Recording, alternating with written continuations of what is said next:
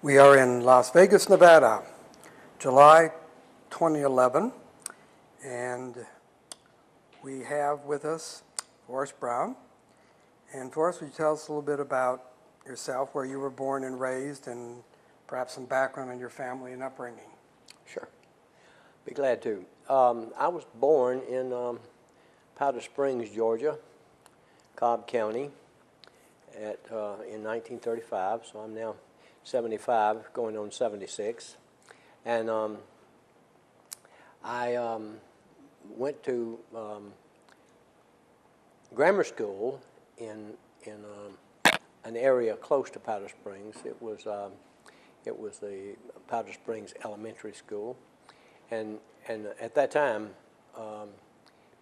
Cobb County only had 11 years of total school that they were giving their students, and we didn't change. Cobb County did not change that until it was 1952 that I graduated, and in 53. Nobody graduated in 53 because they were then going to the 12th grade system. So they went to the 12th grade system. So I got 11. 11 good years. 11 years. Whether they were good or not, I don't know. But anyway, I moved to my father and mom. They moved to Ackworth, Georgia, when I was getting out of the 7th grade and going into the 8th grade, which was then considered high school. And my first year of high school was at Ackworth High School, and that's where I graduated from in 1952. When I started into, I guess, the 10th grade, my mom said, "Hey, Forrest," said, "you know, this fellow Bill Brown over here, he went to work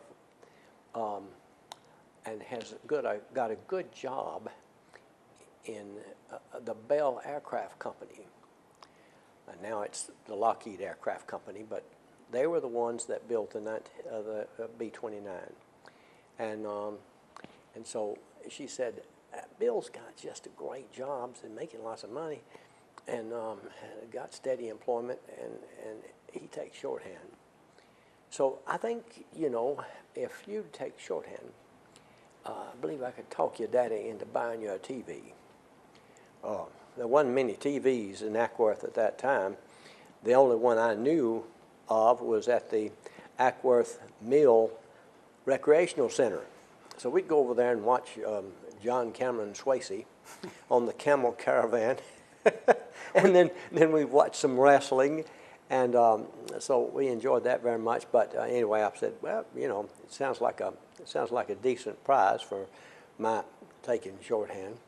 So I took Greg's shorthand, and at the behest of my mom, and took typing. And I really enjoyed shorthand and typing. Was this at a business school? No, this was in high school. In high school? This was my 10th and 11th grade. And so I was able to make better grades in shorthand than I was in any other subject. and my grades sometimes were a little bit on the lean side. So I took that shorthand, and I didn't really use the shorthand until later on. But I was working at 16 years old. I went to work with Plantation Pipeline Company, which was a pipeline that served from Baton Rouge, Louisiana, to Greenville, North Carolina. And so I went to actually it's Greenville, South Carolina, and then they had some other stations, offshoots of that, going up into North Carolina. So I went to work and stayed at work for Plantation Pipeline Company until it was 3 years later. It was in 1955. The Korean War was just beginning to downsize and end, and I think it ended in January of 1955, as a matter of fact. And so I decided I'd go ahead and volunteer for the draft. So I volunteered for the draft in 1955, and they took me in September of '55, and I went to Jackson, South Carolina, Fort Jackson, South Carolina, which was in Columbia, South Carolina, at that time, and so they had a company formation, and so they said, "Well, see the hands of the people who can type." And I raised my hand, and so I went in as the supply room clerk of our little company in Fort Jackson, and it was the 101st Airborne Infantry Division. And I got out of a lot of KP and other not so pleasant duties because of my shorthand. And then later on, I went from Jackson, South Carolina, to Fort Houston, Fort Sam Houston in San Antonio, and I there was in the medical corps, and we took training in the medical corps, and then I was shipped off to Fort Riley, Kansas, and I stayed in Kansas for the remaining of my time. But while there, they had a company formation, and they wanted to know if anybody could type or take shorthand. And up went my hand, and so I was then called on to do some special court-martial summary records for the 18th Infantry Division at Fort Riley, Kansas, and the division was the Big Red One. They had just gotten back from overseas in Germany, where they had a program, and so I began to take the special court-martial's proceedings, and I had two guys there that worked with me, and both were lawyers from Illinois, and they both passed the bar examination, and one of them was named Miller and the other named Sanders, and so they were the lawyers there that actually decided what charge would be brought against a soldier that had been not convicted, but had been charged with an offense. Some of them were AWOL, some of them were dereliction of duty or whatever, and so I took those hearings down. And as I moved around, the different companies all had a defense attorney. So the defense attorneys would come to me and say, Forrest, what am I supposed to do on this? I mean, I'd taken a lot of them, and so I sort of helped those officers. They were all either second lieutenants or first lieutenants.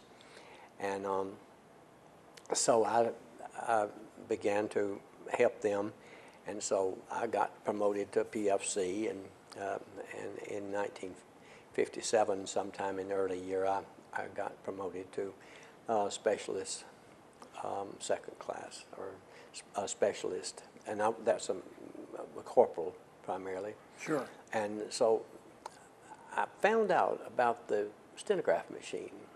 There was a court reporter in Junction City, Kansas, that had told me about the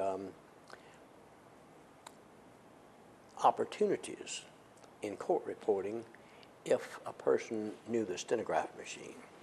Well, there was a pawn shop that had a stenograph machine in it, or stenotype at that time, I guess, and had an old LaSalle University book that I could look at the theory in, and then the corporation, it was LaSalle Business Institute, I think, that would furnish these correspondent courses and books.